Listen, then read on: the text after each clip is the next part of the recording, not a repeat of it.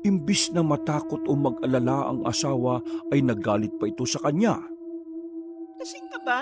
Hindi ka siguro sa trabaho nang galing, no? Baka kung saan inuman ka na naman nagdaan. Hindi, hindi ako lasing, Maylin. Kitang-kita ko talaga yung halimaw na yun. Kung talagang may halimaw na nakapasok dito, sa malamang nilapa na kaming lahat. At saka, hindi pa natutulog si inay kakahintay sa'yo. Dapat nagsisigaw na siya kung talagang may halimaw. Sumabat ang kanyang biyenan sa usapan nila. Baka nagugutom ka lang, Abner. Kabing-gabi na kasi. Hindi ka pa naghahapunan. Sige na, kumain ka na muna. Dahil sa pagdadalawang isip niya, nagsinungaling na lang siya.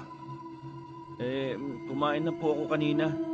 Pag-aalanganin kasi ang labas ko sa trabaho kaya naghapunan na po ako sa kantin. Kahit gutom siya, natatakot siyang kumain. Hindi na siya sigurado sa pagkaing ihahain sa kanya.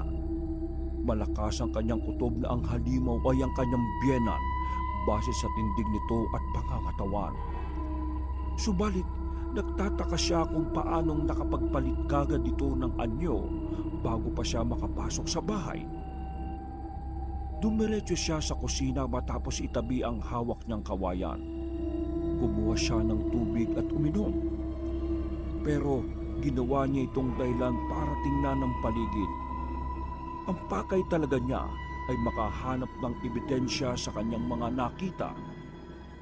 Hindi nga siya nagkamali. Nakita niya ang ilang patak ng sariwang dugo sa sahig. Pero hindi siya nagpahalata. Gabi na, magsitulog na tayo. Pagod na rin ako eh. May pasok pa bukas. Hinawakan na niya ang asawa sa braso nito at saka hinatak sa kwarto. Pagkapasok nila ay kaagad niyang isinarado ang pinto, ganoon din ang bintana. Ano bang ginagawa mo?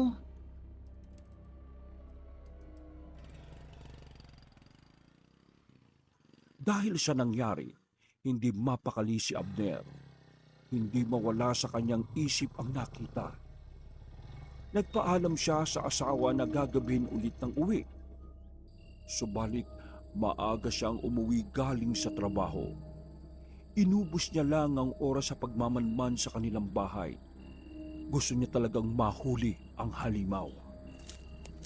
Habang nagkukubli sa puno, napansin siya ng kumpare niyang si Lando.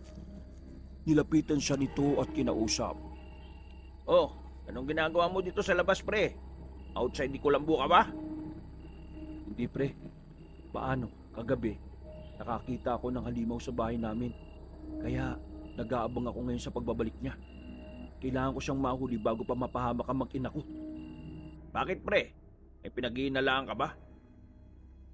Nag-isip muna si Abner kung sasagutin ba ang tanong ng kumpare. Anong klaseng halimaw ba nakita mo? Palagay ko aswang siya eh. Nakita kong kumain siya ng buhay na manok. Nako! Kailangan talaga siyang patayin. Sandali lang ah. Bakit pre? Saan ka pupunta? Tanong niya ng akmang aalis na ang kaibigan. Kukuha ko ng panlaban sa aswang.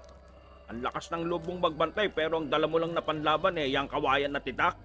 Kulang yan. Uuwi muna ako sa amin. Kukuha ko ng iba pang gamit. Hintayin mo ko dyan ha.